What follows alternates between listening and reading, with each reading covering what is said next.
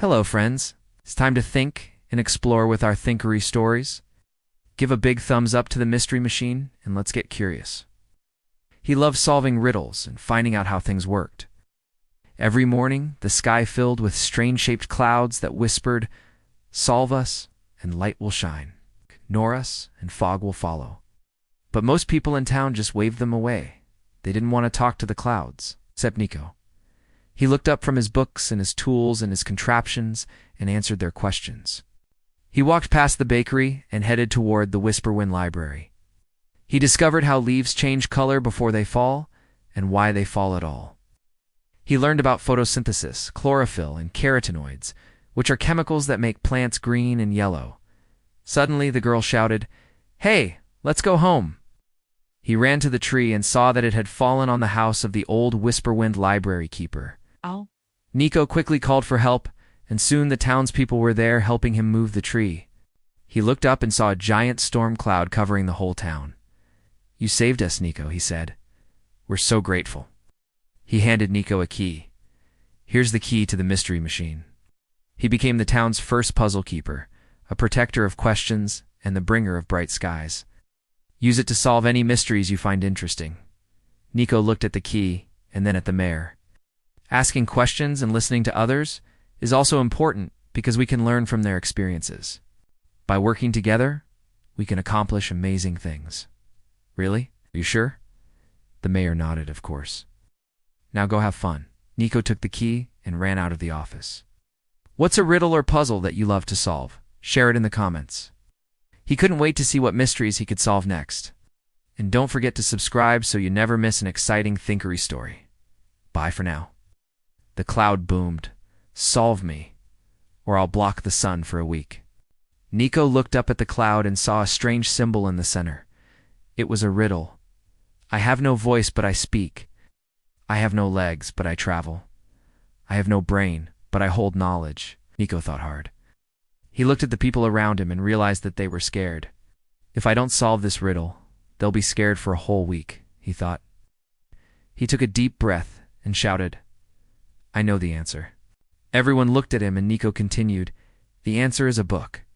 The cloud roared with laughter, but it began to rain anyway. Tiny books fell from the sky and landed all over town. Nico smiled and watched as the people cheered. Then the cloud burst into a rainbow and everyone cheered again. Together, they managed to move the tree and free the keeper. "Thank you," the keeper said. "I don't know what I would have done without you." Nico smiled and said, "No problem. I'd just like to help." She turned to the other children and said, "My mom makes the best hot chocolate." He looked up and saw 3 strange clouds in the sky. They were huddled together and looked sad. "Hello," Nico called out. "What's wrong?"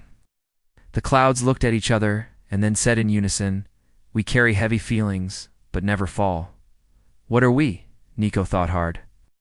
He looked at the clouds and then said, "Are you emotions?" The clouds cheered. Yes, we are emotions." They began to rain tiny stars, and Nico felt a warmth fill the air. He smiled and continued on his way home. "Let's go get some." The children cheered and ran home. Nico watched them go and smiled.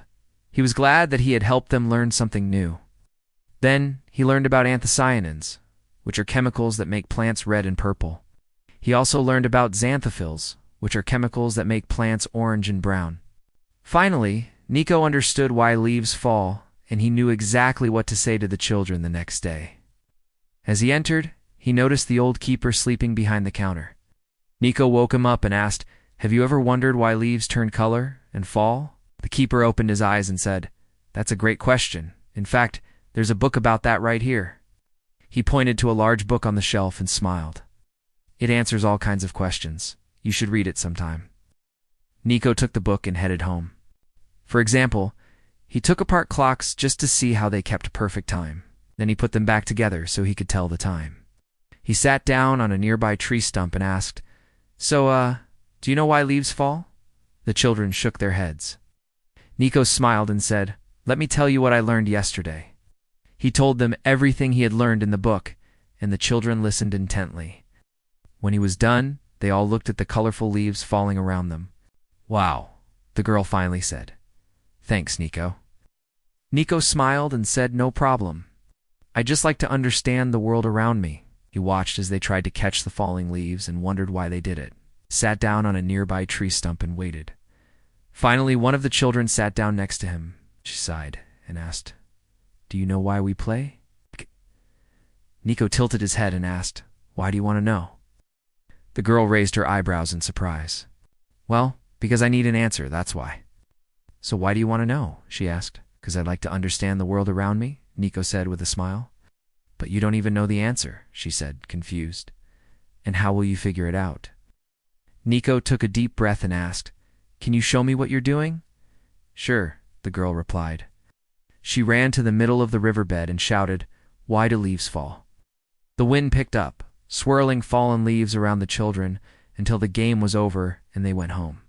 That made him different from the other kids in town. They called him names like Why and Question Mark and Airhead.